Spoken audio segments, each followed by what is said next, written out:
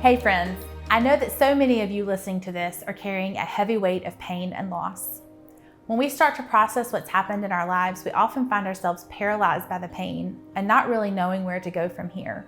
We even begin to hear or tell ourselves lies like, this is the end of our story, this will define you.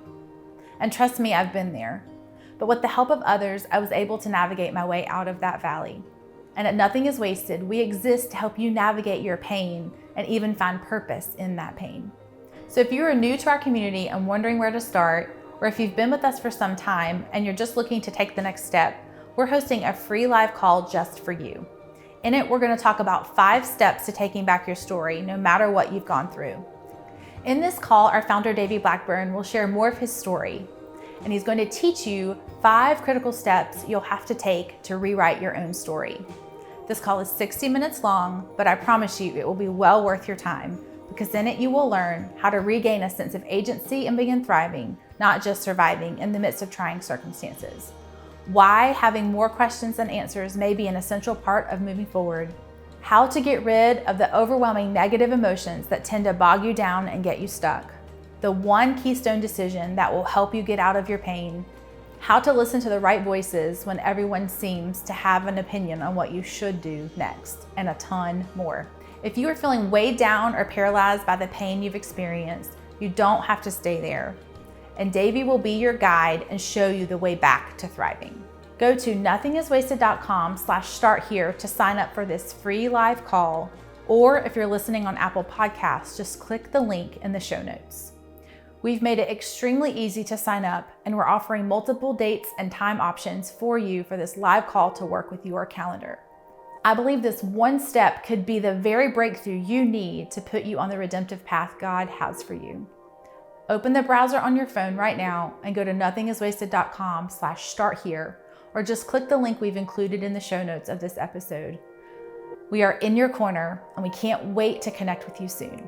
Well, hello. Welcome to the Nothing is Wasted podcast. My name is Davey. I'm one of your hosts, and joining me again, special guest co-host, Amy Sylvester. Amy, so great to see you right here on YouTube. I don't know, people watch on YouTube. They do. It's crazy. Our YouTube channel is growing quite a bit. Thank you, Amy, for a lot of the work that you're doing over there with that, and Mel, and it's awesome. Yeah, thanks, Davey, for having me. And our YouTube channel is growing, actually. So if you prefer to watch your podcast, then you can meet us over there. You know what? I didn't get it. I didn't understand it at all. I never understood, even like Mike and Mike, that was kind of the first on ESPN way back. And there was the first radio show that they would film, and they're just sitting there in microphones talking. And I never understood that. I'm like, why do people, what is this? Right. But then I have a favorite podcast. I won't say what it was, but I have a favorite podcast. And I was so curious what they looked like, because I've been listening to it. So I started watching it on YouTube, and now I can't stop watching it on YouTube because, and what was funny is their faces didn't match up with their voices. Yeah, that's always interesting. Like, wait, hold on. I pictured somebody different there. I pictured it looking different. So now I'm kind of caught in the YouTube podcast world. Yeah. Sometimes I like to do the YouTube. It depends on the podcast, but I find them in both places, or what I'm doing. If I'm driving, I typically listen, that kind of thing. So yeah, but for sure. Yeah, for sure. Well, today we have a great conversation. Justin Whitmel Earley, and I thoroughly enjoyed this conversation because, for many reasons, it was a very thought-provoking conversation. But also, Christy is reading one of his books right now. Nice, and it's been really helpful. So, yeah, I'm excited for you guys to listen to this. It's really, really good. Yeah, I'm going to tell you a little bit more about Justin Earley. He's a lawyer, author, speaker from Richmond, Virginia.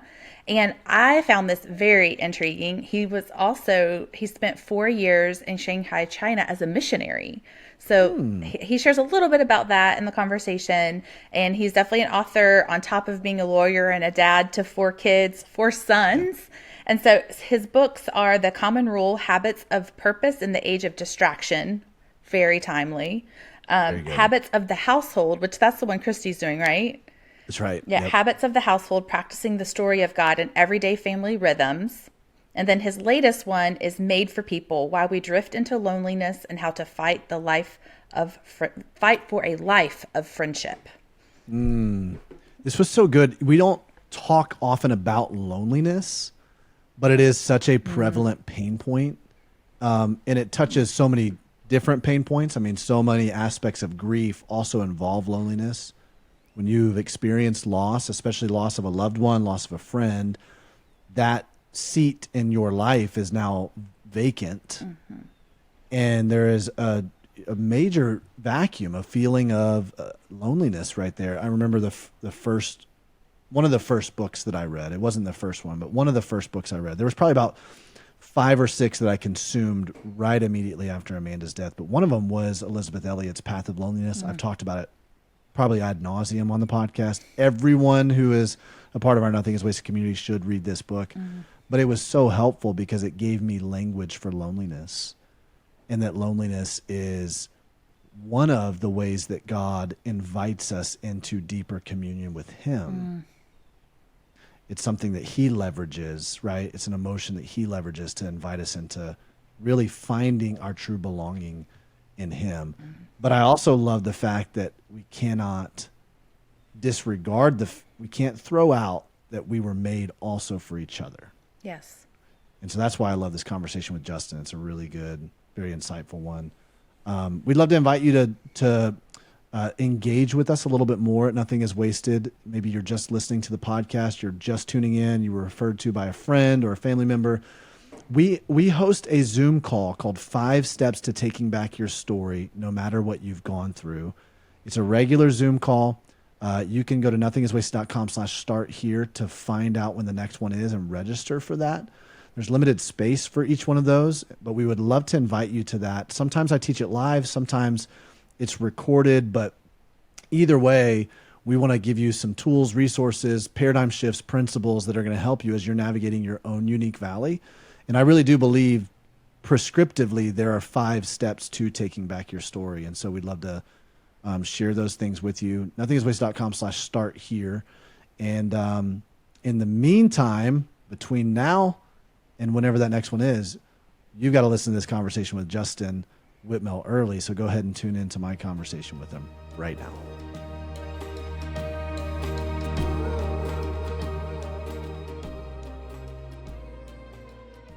Well, Justin, it's great to have you on the Nothing is Wasted podcast. Thanks for joining me.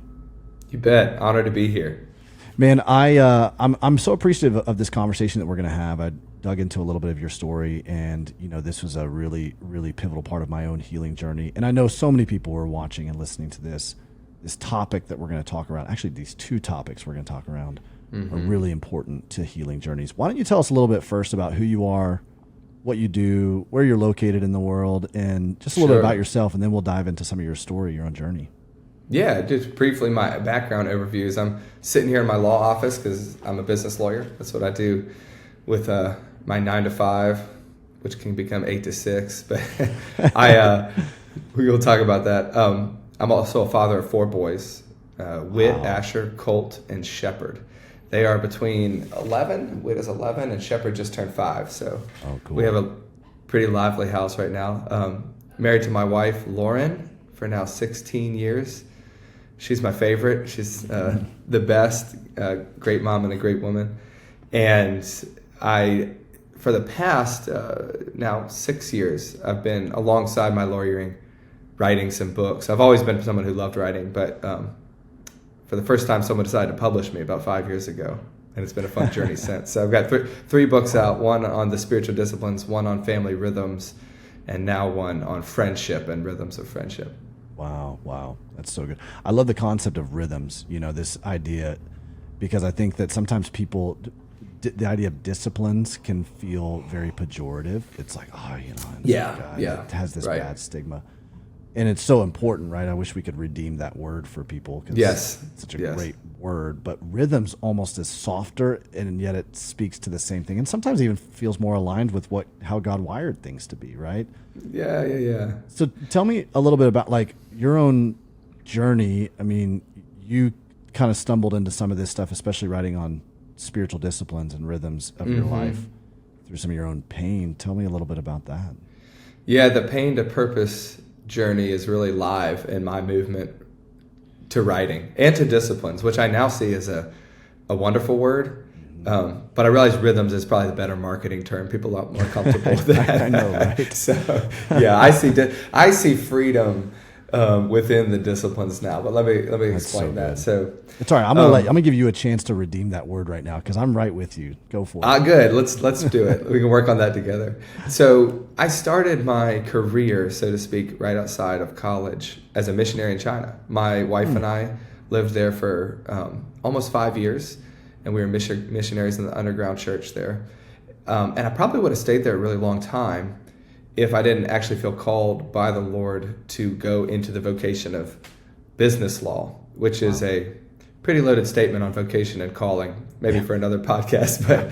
But I really did. I really did feel called to go be a lawyer, enough so that I left the mission field and ran at the vocation of lawyering with all the fervor of a man on a call, which was great. I think my head was in the right place with a worldview of, how I should approach this with excellence and purpose and following the Lord in it.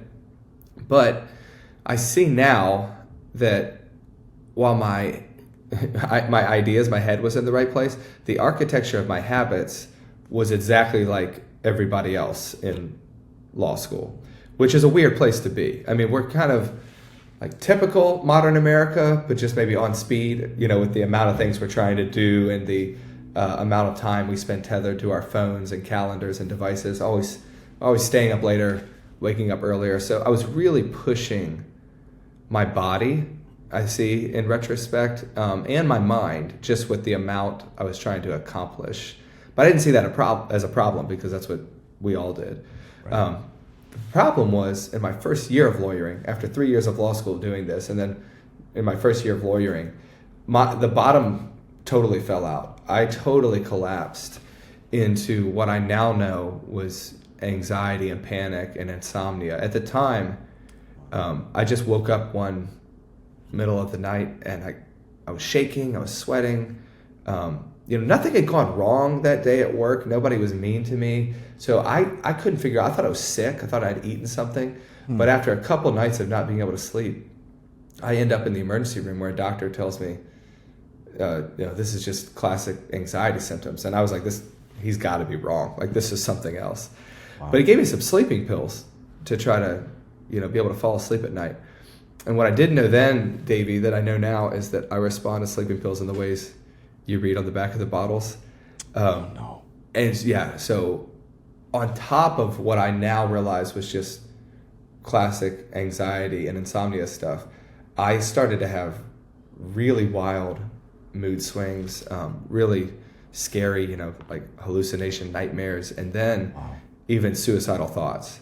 Wow. And my life just totally fell off a cliff. I was sitting there, wondering.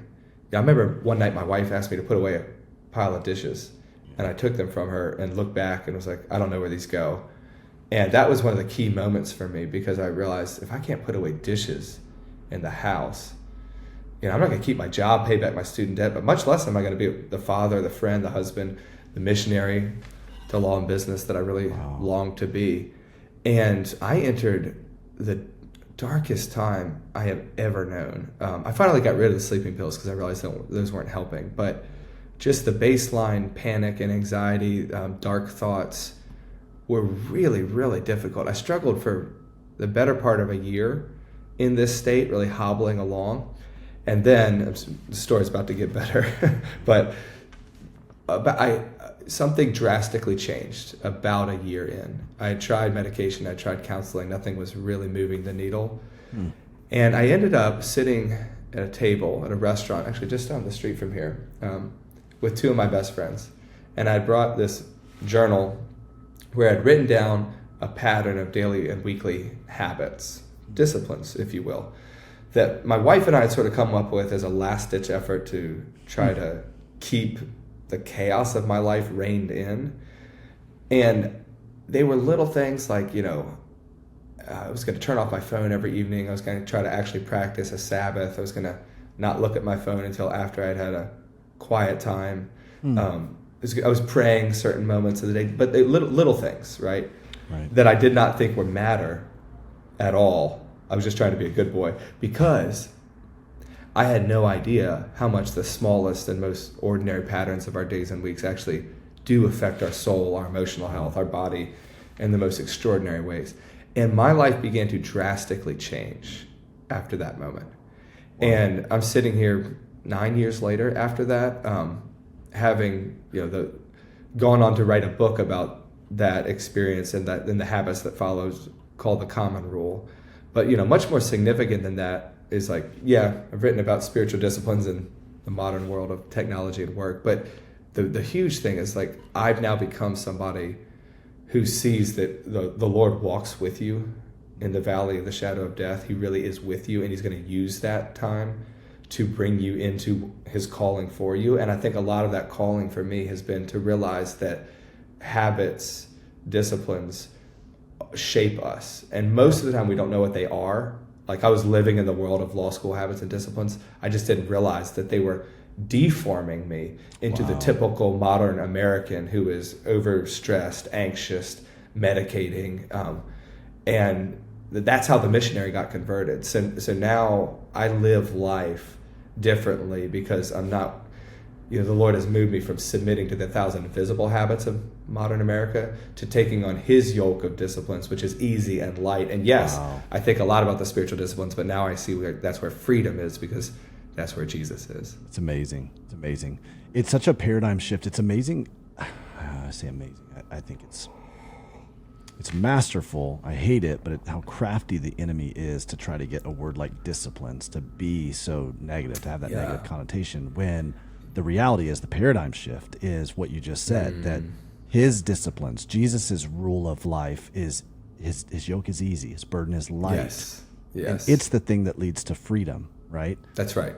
And most people think that disciplines confines us, traps us. It's actually quite the opposite. It sets us free. Amen. Wow. And you use the word rule of life. I'm not sure if your listeners are familiar, but what I realized in hindsight was that I had built accidentally a rule of life for myself, which for anybody who doesn't know is basically a fancy monastic word for a program of habits ideally adopted in a community that forms you spiritually. And so I became somebody who realized that, I didn't know what a rule of life was, but now I see that every American has one. By not doing anything, you're doing so many things. I mean, your phone is probably your rule of life. What the programmers on the other side of the screen want you to do, what habits they want you to adopt, they are generally your rule of life. And the problem is they don't love you, right? So waking up to the idea that I'd rather take on Jesus's disciplines, I'd rather live in that. It is for freedom which Christ set us free. Those kinds of disciplines, that rule of life. Now I hear the word discipline and I think, it's good as long as it's the discipline of somebody who loves you. Yeah. Because we all are under somebody's disciplines. Wow. Those are paradigm shifting things right there. Like the reality of I hadn't really thought about that we all have a rule of life. It's just what is your rule of life producing? Yeah. And do you know that you have one? Wow. Right. It's two questions. Have you woken up to the idea that you live according to a very specific set of habits?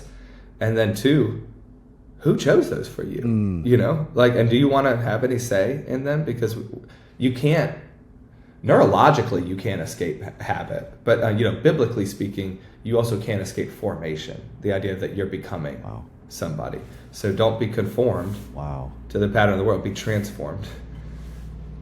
Come on, Justin. Wow.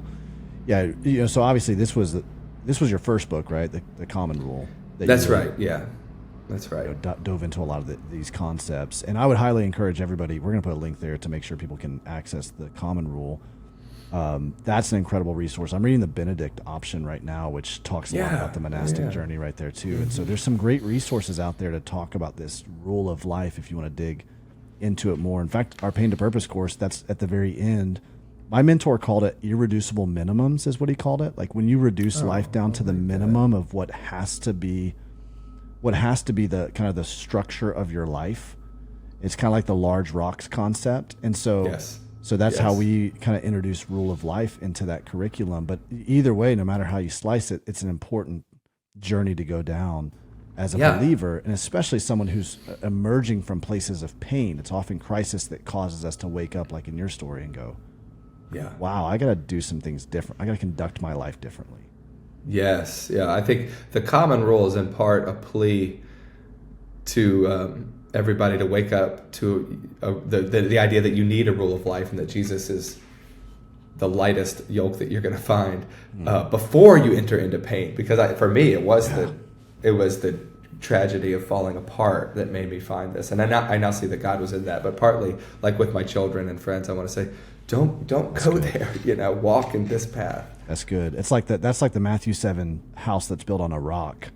Yes. Right? When that storm comes, your house is not going to be destroyed because it was built on this common rule, this rule of life here that's Jesus' way. And that's so good. Well, I'm sure this is integrated, but I want to use this as a springboard to talk about some of the newer concepts you're bringing forward with this new book and the idea of loneliness. And so I know that obviously you're kind of going through this journey. Where did that begin to be something that was deep inside of you? I've got to write about this. I've got to talk about this. Hey friend, hope you're enjoying the podcast and these incredible stories of people who are walking through difficult challenges and traumas and finding hope on the other side of them. As many of our guests have shared, healing is a journey, and I want to take a moment to let you know about an incredible tool we offer here at Nothing is Wasted Ministries to help you on your healing journey. Our Pain to Purpose course is truly the heart of what we do. It's a practical, life-changing, proven path to help you move from whatever trauma, tragedy, or trial you have faced in your life into a life of healing and purpose. But I don't want you to just take my word for it. Listen to what Michelle, a Pain to Purpose participant, shared about her experience with the course. I lost my daughter in November of 2018. She was married and had 2 young children, and it was just a terrible accident. I was definitely struggling with all the whys. The most beneficial part I found was the whole course, but that I needed to lean into my pain. I needed to process my pain, acknowledge it, because you had to feel it to go to process and come out on the other side. If you're ready to lean into your pain and come out on the other side like Michelle, I want to invite you to sign up now for the Pain to Purpose course by going to course.nothingiswasted.com. Again, that's course.nothingiswasted.com, or if you're watching on YouTube, click the link right below. There you'll get access to all the course videos and everything you need to start moving from pain to purpose. Listen, pain it's inevitable, but you don't have to walk through it without the tools that can bring deeper healing. Let us guide you through whatever you're facing currently. Go to course.nothingiswasted.com. Yeah, there's a couple streams here. In the Common Rule, one of the weekly habits that I write about was an hour of conversation a week with friends, which became a cherished rhythm for me in my time of crisis. Because I realized a lot of things were going wrong in my life then, but one of the things that was going very right, and I look back and just with so much thankfulness and gratitude to the grace of Jesus here, but I was walking beside close friends as I went through my dark hours. People, when I had suicidal thoughts, my friends knew about it. And there was a sense in which I felt almost like a tether, like a safety line around me. That, like I was like belaying into this dark cave, but I felt like connected in retrospect because I knew that there were other people who weren't going to let me go. And that, in that time, was one of my closest proxies to Jesus, of realizing that they were tangibly expressing the love and the grace and the kindness and the patience to walk through suffering alongside somebody else. So I look back at that blessing and I think, just at the time I wouldn't have said it, but it was a make or break difference.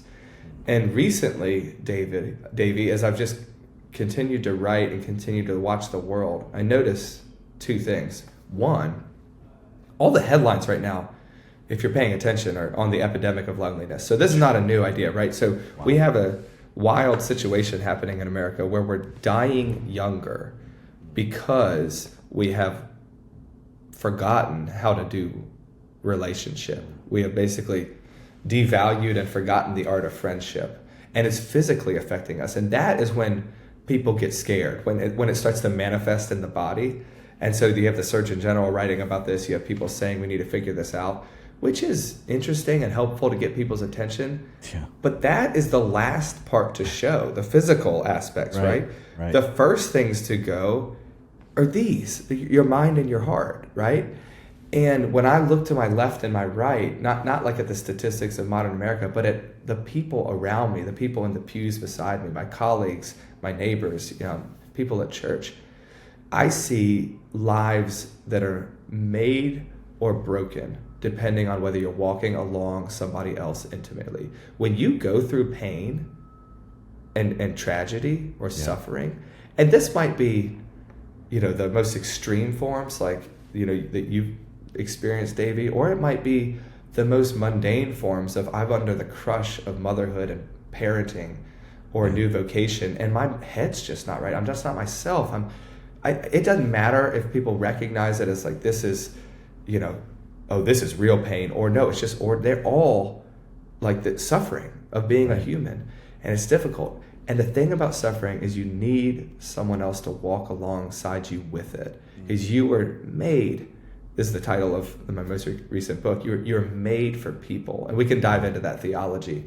But as I've walked through life and just seen, this is the make or break difference. We need friendship, and it's precisely the thing that the modern West has forgotten. I long for the church not only to become a place of friendship, because that's how you walk with Jesus, but also to become a place of a witness of friendship, to show the world what we were built for, which is another way of showing them Jesus. And so I would love to see the church become a refuge, a bonfire, if you will, of friendship, so that all the lonely modern refugees of this time would start to gather around it and see the glory that is Jesus being our friend. Wow. What a vision, man. What an incredible picture for us to see that, because I know we've all been able to experience some of those bonfire type moments, where it's like, especially as men, you're sitting around a bonfire and the lighting's low enough to where you feel like you can disclose stuff, right? But but you're also like, something there. There's something about that where you're like, I feel like I can connect with you guys here, and you turn the lights completely on. I'm not sure about this, but that's right. There's something in between there, and I love noting this because fire is like one of the most ancient technologies that brings people together. And if you do that, there is this is almost a natural primal urge to share, to disclose your life, to discuss the day. But what we do now is we gather around the glowing screens of TVs or our phones, and there's that still primal urge to be known and to disclose yourself, but we're not, because people liking your posts or commenting is not knowing you, and you sharing things online is not vulnerability, right? So I'm trying to push the world, and I write about this in the book, away from the technological snacks of social media, which are fine, but they're snacks, to the rich meals of embodied friendship. Because if you just live on snacks, you know what happens to your body. You will wither and die. And that's what happens to our souls when we just live around those glowing lights instead of, feasting around the rich fire of friendship, which maybe a backyard fire. It might just be a really good phone call with a friend. But I want to encourage people to dive into that real embodied, vulnerable stuff, because that's where Jesus really works. Wow. We're getting lulled in this. I mean, when it comes to the advancement of technology, social media, connectivity, all of that, for a while I've been kind of going, looking around, man, we feel so connected and yet we're so lonely and isolated at the same time. It seems like the matrix has been created with this social media frenzy, and you're pinpointing it right there. Obviously, this is something that probably is not new by any means to the conversation. Yeah, that's right. But what, prescriptively, what are we supposed to do to fight that? Because it seems like everything in our world is barreling toward even more and more connectivity over screen. We're having this conversation over screen. That's right. And so it's how do we fight against or swim up that stream? That's all right. This is a great question. So permit me to give a multi-pronged answer. Yes, I might be a lawyer about it.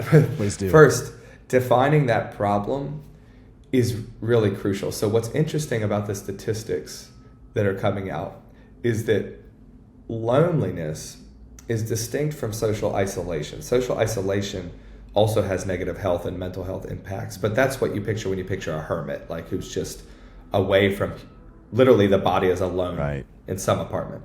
Loneliness is different. Loneliness is a perceived state of not being known despite being surrounded by people. Okay? So it's a perceived state of being blocked off relationally from other people, or outcasted, even though you're around tons of other bodies. Okay? And that is what is really, really important to pay attention to. This is the new statistics of realizing that actually that also negatively impacts your health. And obviously we know that impacts your mental health. But what I want to show is that those health statistics reveal what Genesis tells us about our souls. And that is that we can be lonely around God and other people when we are shut off from being known. So this is really important. Just reading Genesis 1-3 on this, you see, one, that Adam can be lonely with God because God looks at him and he says, it's not good that you are alone, before he creates Eve, which is theologically really important because you would think Adam is fine, right? Why is he not good? But God says, no, it's not good because you're alone, which is a signal, not of God's lack, of course, but a signal that God made Adam, thus he made us, to need other people in order to experience God the way we're built to experience him. Okay, so we need this plurality of community. That's why all the New Testament commands are into community and into the church, and we're the body of Christ, and like in plural, we're the temple. And then you see, God creates Eve, and there's this beautiful moment. Yes, an ode to marriage, but also an ode to plurality and friendship. We're built in the Trinitarian communal image of God.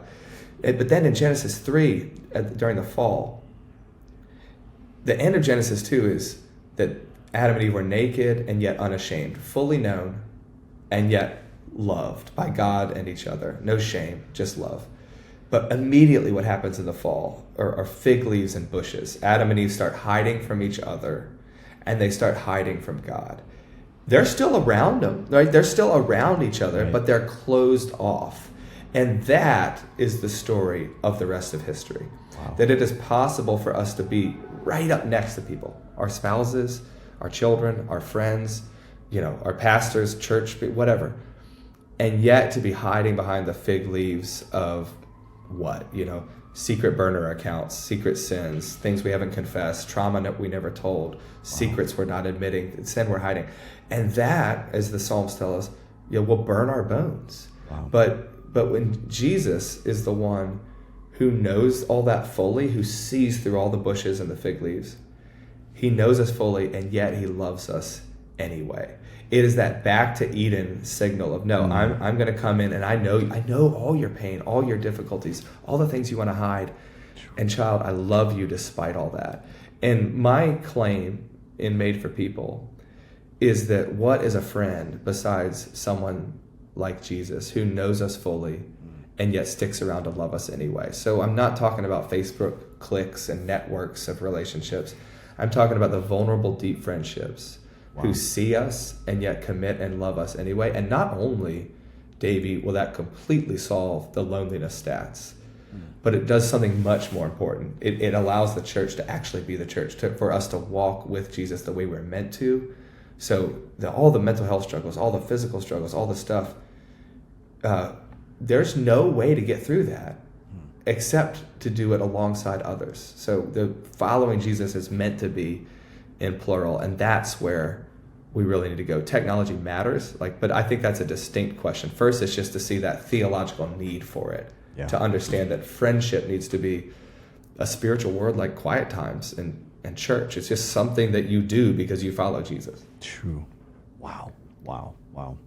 Okay, so obviously friendships, relationships, people in our lives, such an integral part of our healing from pain, from trauma. Often people are the source of that pain and trauma. Right. So isn't it, again, crafty of the enemy to leverage that? to try to get us to close off or guard ourselves even more. Maybe give me another multi-pronged answer with this one, because I got a multi-pronged question. First of all, how do we recognize that in ourselves of going, yeah, you know what? I am kind of closed off here. I've got the fig leaves on. And then how do we push against those goads? Yeah, it's so important, because unlike Jesus, actual people are flawed sinners who hurt us, right? And usually the deepest causes of our pain are us or other people. Yeah.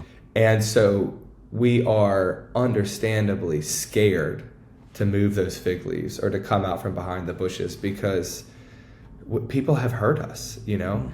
And so I think there's two really important parts here.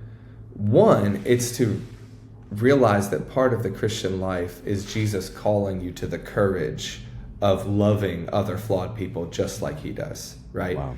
So Jesus is the one who put himself at risk for us, right? In John 15, he says, I haven't called you servants, I call you friends. Yeah. Because the Father, everything the Father's told me, I've told you. He's disclosed his life to us, right? He's like told us everything in that friend sense of a slumber party. Like, I'm just going to share everything in my life.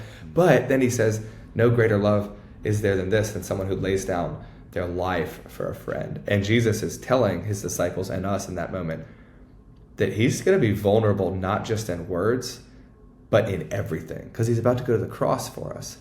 And so our call, Davey, is just to be like Jesus and say, I realize that loving other people is the place of risk and possible pain, but it's nonetheless the route my Savior walks, so I'll walk it too, because it's also the place of resurrection. There's no place to go. You can't get to full relationship except through the risk of problems in relationship. And I think that's where the second part comes. It's, you know, one is following Jesus into that risk. Like, I realize this is scary, right? I'm just saying it's what Jesus calls us to, so let's go. But part of the practice of friendship is that you got to know that forgiveness is a part of the call. To be constantly working with your friends through small and big injuries and get good at saying, you hurt me. Let me tell you how that happened.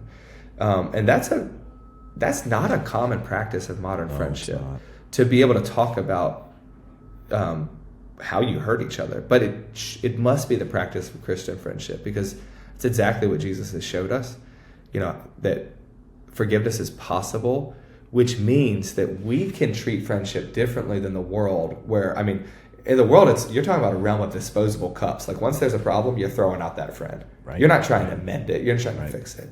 Wow. But in the church, we know better. We have tools, and we have a call to say, we need to learn how to forgive each other. And it's an amazing point, because that's where problems don't become the barrier to friendship. They become the doorway to deeper friendship. And that's incredible stuff, right? When you really walk alongside friends who, and I call these covenant friendships, who, yes, you know each other fully, so you got a lot of problems and you're hurting each other, but you're loving each other anyway. That vulnerability plus commitment, the way that Jesus does for us, you can't do that commitment without forgiveness. And that's a practice that needs to be expected, because a lot of us don't expect our friends to hurt us. Right. And then actually worked on. So we need to expect our friends to hurt us, and we need to practice working with them. But, you know, deep, heavy stuff, hard stuff, it's not easy, but it is the good life. Wow. Hey guys, wanted to share something really cool with you. We've been launching our Pain to Purpose course in churches all over the world now, and it's been amazing to see how many people are finding hope and healing in the midst of their trauma through this course being offered at their local church. First of all, I just want to celebrate that.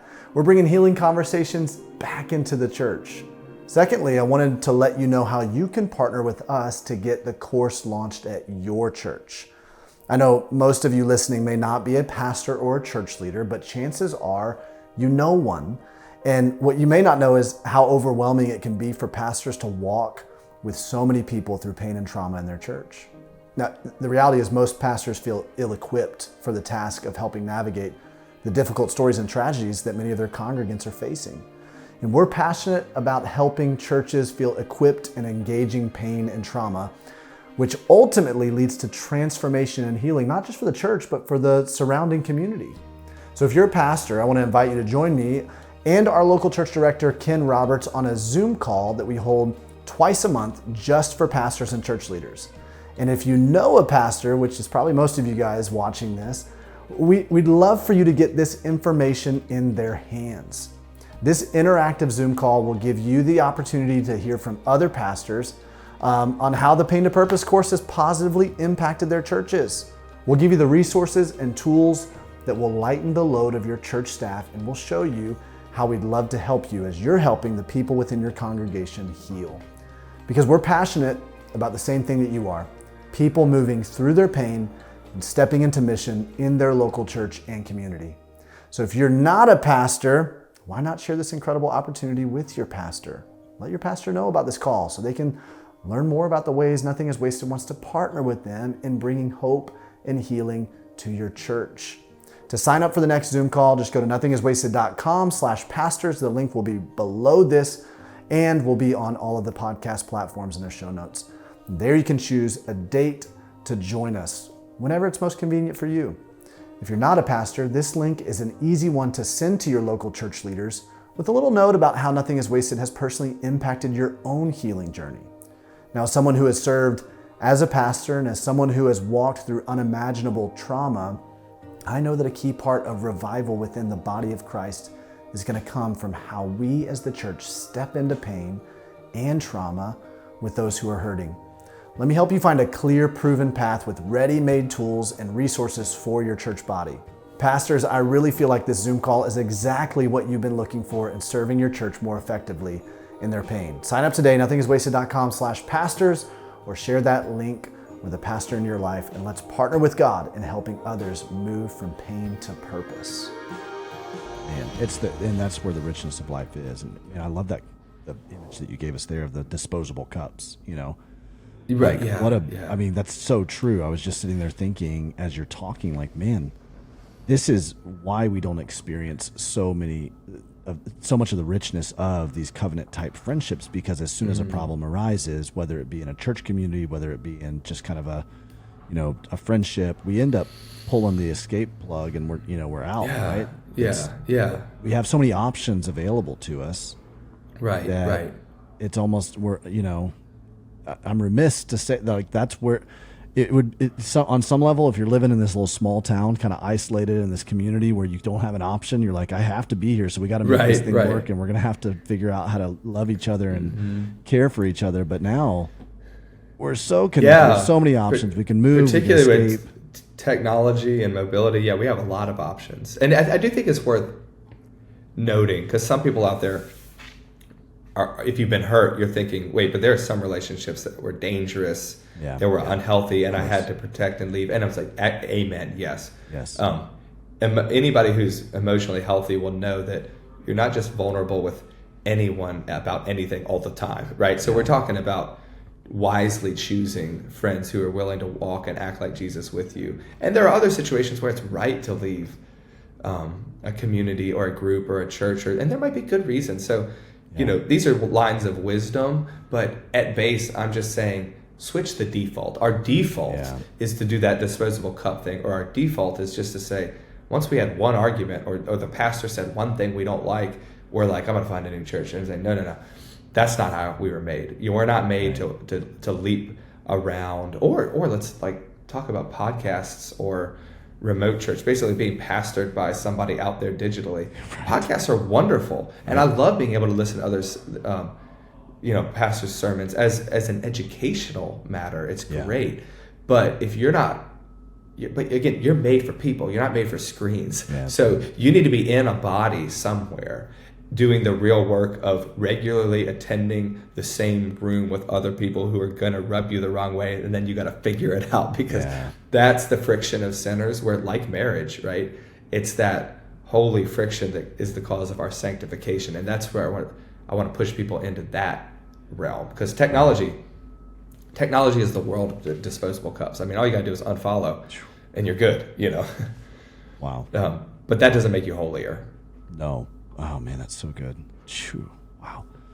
So, it's kind of a phenomenon. Trauma has become part of the colloquial now. It's a lot of people are talking about that, and so we've done some work to try to define what is trauma, what is trauma not, like what, because people will use that as an expendable term to, even in a situation like this where someone, let's say hypothetically speaking, a friend were to come to you and say, hey, and in a very godly way, hey, when you did this, it really hurt me.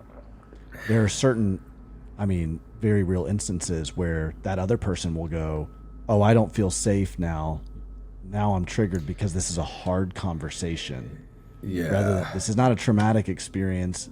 This is a hard conversation, and now we're using this as a scapegoat to not have those difficult conversations. And it's hard to delineate that line for people, Yeah. How would you commentate on that a little bit? Yeah. You can't find somebody who experienced more trauma than Jesus experienced. And his direction was to push into us and face the difficulty so that we could be healed. I think about this, Davey, all the time with parenting, right? Wow. You got kids. I got kids. Probably a lot of listeners have kids. When you realize the direction of parenting is to empty your life, surrender your comfort, embrace all this pain and difficulty, starting with like birth for the woman, for example, but just enter into this realm of, I will take on the hurt so that you can have the life. We intuit that in parenting, or at least hopefully we do, that healthy families do. And that is the beautiful, beautiful thing. Why? Because it's like Jesus, where we say, I'm not going to walk away from this pain. I'm actually going to enter it so that you can flourish. That is an entirely different perspective than what we're taught by the world, which is often the half-truths of the enemy, right? Like you've been saying. And here's the half-truth. One, like we just said, you do need to be wise with who you let into your life and who you allow to critique you and who you share your vulnerable stuff for. Absolutely, because some people, we're broken sinners. Some people will mistreat you and wrong you, and you are right to be cautious. That is truth, but it's a dangerous half-truth to say, because that's dangerous, protect yourself above all else. And that's where I was like, whoa, wait a minute. No. Jesus was the one to say, actually, the direction of love is through pain. So to say that, no, I'm not going to be a person who cuts off this conversation because I might get hurt, but rather a person that says, well, Jesus was willing to be hurt for his friends. Wow. Let me push into that and be wise and follow Jesus. Jesus will take care of you, right? So because he led the path here, we can follow in his arms, and sometimes he will carry us. But that is a totally different paradigm of saying to your friend, tell me more. What did I do, and how can I do better? Rather than saying, whoa, I'm triggered. This is dangerous. This is toxic for me. I need to, that's not a Christian paradigm. There are half-truths there that are important. And I think, anybody, you can do the work to figure out where the half-truths are. But we want to be on the paradigm of Jesus, just willing to enter into that stuff. Because, anybody who says that, you don't get better by protecting yourself like you're an eggshell that can be cracked. Actually, we're like Jesus, where, on the other side of death is resurrection. Yeah. And statistics show this too, right? This would be a way longer conversation, but there's a concept called anti-fragility, where just sociology outside of Christianity is realizing that you do not create a mentally strong person by protecting them from all pain. You actually have to expose that neurological system to small traumas, small difficulties, so that it becomes resilient. And there's a lot of wisdom there. Coddling of the American Mind is the best book to look into this, just from a sociology perspective. But that's because we're created in the image of God and we're meant to follow Jesus. So we shouldn't be running from the pain of relationships. We should be bravely following Jesus into them. Yeah. And we find that through that, it's actually through the pain, it's through the fire That's right. that our faith is forged, that we grow as people, that we become more like the image of Christ, that all the stuff that doesn't look like Jesus gets burned off of us. Amen. That's right. And now we're able to step as whole people, and live a life that's going to bring glory to him. Such an, man.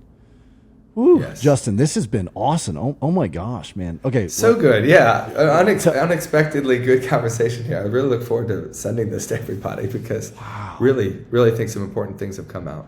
Wow. Me too. Is there anything else you'd like to tell us as we're, anything else on your mind, on your heart as we're closing? Like, this is what I want the listener to really know. This is what I want, Yeah.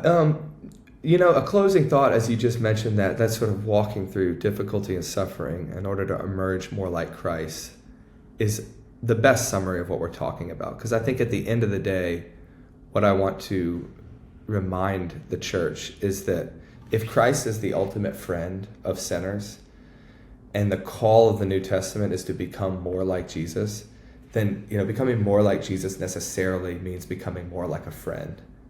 So this is not something that's going to be done easily or simply in one moment, but in the trajectory of your life, to become more like Jesus means necessarily to look more like a friend. I would just encourage you to start walking that road, walking towards people, because that's where Jesus is. Wow. Amazing. Well, guys, we're going to put links right here for the Common Rule and for Made for People, Justin's newest book. I want to make sure that you guys can easily access that right here on the YouTube page. Also in your show notes on the podcast platforms that you listen to this on. But thank you so much, Justin. This has just been an incredible conversation. Thanks for spending time with us. You bet. It's been so good. Thank you so much for having me, Davey. What you think, Amy? Well, one, I think it's timely Yeah. because he's talking about rhythm and discipline and building habits and how they influence our life. And but this time of year, we've moved into a new year. We maybe have already broken some of the resolutions we were hoping to keep. And so I really thought his whole concept of rhythms and making that a priority rather than, and he even helped us like redeem the idea of discipline, that it is a good thing that to build into our lives. Rhythms and discipline aren't bad words. I'm laughing because our devotions this morning with my kids before I took them to school was about discipline.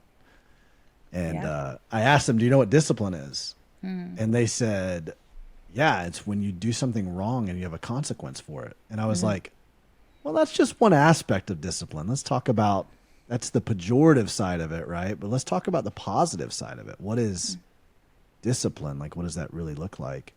And what we boiled it down to, Amy, was I tried to explain to him, discipline is a little bit of pain now to avoid a lot of pain later. Oh, that's really good. So whether it's self-induced, you are putting on yourself a little bit of pain or restraint to avoid a lot of pain later, or whether it's God because he's a good father and he disciplines those he loves, his kids, or whether in our kids' situations, us as a parent, it's creating the right boundaries, for them. That they fall, as Scripture says, fall in pleasant places. So, anyways, I just chuckled because it was so funny. You mentioned the discipline. I'm like, we just talked about this with my kids this morning. Well, so and I hear that too, and I don't think it's a word we use a ton. In it comes off as, like you said, pejorative or negative or like a correction, but it's actually like building a spiritual discipline is a pathway to have a relationship with the Lord. That's right. I think of that book, The Spiritual Disciplines for the Christian Life. I read that years ago, and it walks through each of them. And Celebration of Discipline by Richard Foster, incredible book. Yeah. So I do think it's in the.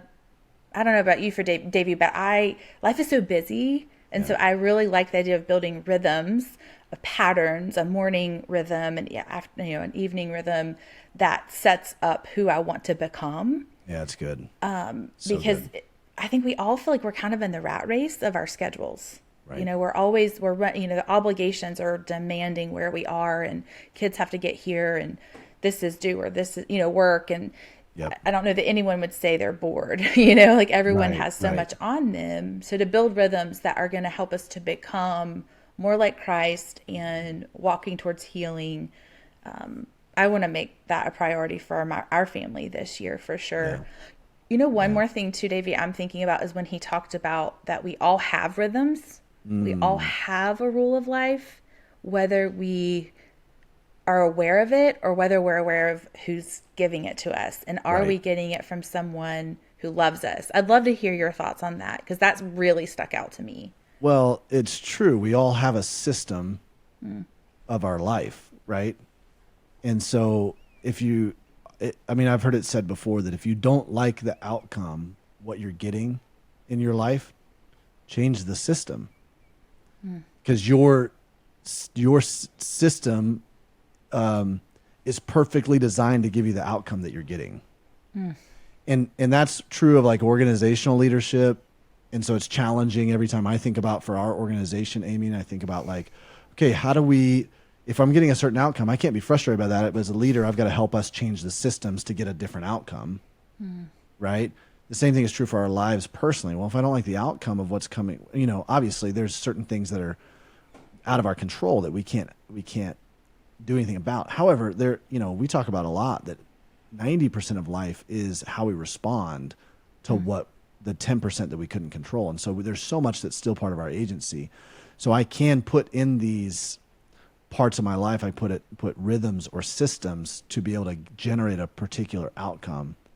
And so you have to look back and go, well, I am creating a rule of life, whether or not it's like a positive rule of life that's propelling me more toward Christ, and helping me to align myself with his kingdom work, or whether it's taking me and sliding me away from that. You have a rule of life. So I think it's just a matter of getting reflective and thinking about what are the patterns, what are the rhythms of my life. And I do love your the way you alluded to New Year's resolutions. I don't like New Year's resolutions for that reason, right? It's like, let's just go back to rhythms. Like, what are the rhythms that would get me to the place that I want to be able to, whether it's accomplish, achieve, or become, or whatever that looks like in this next year. It's like, what are the behavioral habits or rhythms that need to be put in place spiritually? It feels more doable. Yeah. Feels more doable with a rhythm feels more doable than a resolution. It's exactly right. And so you can't to go like, oh, I need to become this like elite level Christian and become really close to God. It's like, well, you don't just become that. You put rhythms in place in your life to move you toward that. Then you wake up one day and you go, wow, I feel a lot closer to God. But it's the maturity and the mundane, right? It's like maturing in the quiet spaces that aren't on the highlight reels of your life, I think Justin mentioned that of like, from the conversation of where he was trying all of these things to get him in a better place because he had been struggling. And then he and his wife literally just said, okay, let's just go back to the basics. I'm going to read scripture. I'm going to pray. I'm going to spend quiet time, which those are really hard to do when life is pulling at you in every direction. Right. And so I think him even saying like it was some of those basic rhythms that really actually made a difference in his low points. Yeah. So I was encouraged by that. Yeah, absolutely. I think too, to kind of pivot a little bit from and talk a little bit about the idea of community and relationship and friendship. I think it's important to remember that our rule of life has to encompass that kind of community. So relationships also, just like outcomes, just like achievements, just like becoming a certain person, they don't happen by default. Relationships don't happen by default either. And so sometimes we experience loneliness because we expect other people to just show up for us, but we're not doing the input throughout the regular day, right? And so I love Proverbs 31. It's one of my favorite references to this, but it's the Proverbs 31 woman. It says she laughs at the days to come. And what's funny about that is that the reason she can laugh, even though the days to come might be treacherous, difficult, maybe hard, is because she has poured into people all along the way. So when the day to come is difficult, she's got this buffer of people who are going to show up for her because she's poured into them. That's good. And so I think that's what's so important. I read a book called Life Together by Dietrich Bonhoeffer that really talks about that quite a bit when it comes to community. And so we can find ourselves in grief and spaces of loneliness. But I think sometimes we do need to take a gut check and go, all right, when I'm not in grief, when I'm actually in just normal life, am I pouring into and investing in relationships around me that will show up? We recently had some friends who told us ahead of time that they were, told us before they would tell anybody else they were pregnant. And they wrestled with that because they were like, well, we're not past that certain mark, but then what they said, they were like, well, wait a minute. If we were to miscarry, you guys would be the ones walking with us in that anyways. Yeah. Right. So it's like, they already knew they had their like built-in community that was like, these are safe, trusted people that when and if lifes, as when, as Jesus said, in this world, you will have trouble. And if this happens, we've got our people and we know that we're going to walk together in this. Davey, I feel like the idea of rhythms and friendship go together because, as we've said, it's like life can be so busy that we don't, and even me, I'm so guilty of this, of like the day just runs and I've not thought for my closest friends or people I love or even my family, like my parents or whatever, because the day has just gotten away from me rather than making it a priority. But I know that I want my friendships to deepen. I need them to deepen. Yep. And it makes me think about, for a little while of my life, I lived in New York City, and a friend and mentor of mine that worked with me at Redeemer, her name's Pamela Brown Peterside, just a wonderful, she was one of the discipleship small group leaders there, oversaw all of that. And I remember feeling quite intimidated because I had walked into a role at the church, and I was doing a lot of like Bible study type things with people who were at the highest points of their career. And I could feel kind of like, I knew the Lord, but I was like, what do I have to offer them? And I remember I will never forget her saying this to me. And it has affected me ever since, that if you will live a life that is relationally driven with margin, you will have a deep impact here in New York and beyond. Because I feel like most of us would never say we have any margin. Right. And that, our bills or the demand of the day is actually what's guiding us rather than being relationally driven. And so it ties together, right? It ties together the idea of having healthy rhythms while also having some margin to respond when someone's hurting or has a need. So I'll never forget her saying that to me. And I thought of it while I was listening to this conversation with Justin. That's so good. So good. Hard to do. One of the things, it's very difficult to do, especially in this day, especially when you have young kids the way you do. I mean, we found that it's like this season of life, it's just everything we can do to keep the kids alive and keep them at their, get them to school and keep them fed and keep them, it's just it's a lot, but it is still very important. We were not meant to do this alone. Any of this. It takes a village, as you've heard it said. And from an Eastern perspective, the context in which Jesus was doing his ministry, in which the Bible was written, it was a much more communal people, much more communal context. And so I think there are some things that there are lots of things we just miss because we are such an individualistic culture in the West. And so, I long for the day when that shifts, and I think there's a coming a day where the church is going to have to really wrestle and grapple with that. Truthfully, we offer community at Nothing Is Wasted Ministries. That's one of the things that we love to offer. We have some core tenets here: content, community, and coaching.